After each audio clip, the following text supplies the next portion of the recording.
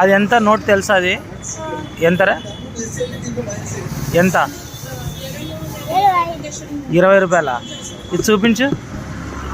అది 20 రూపాయల? 50 అంటే ఎలా ఉంటుంది?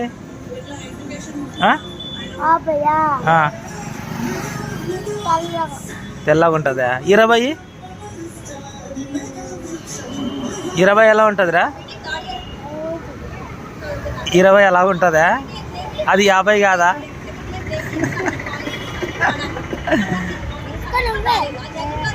ఎంతది? 20 రూపాయల? సరే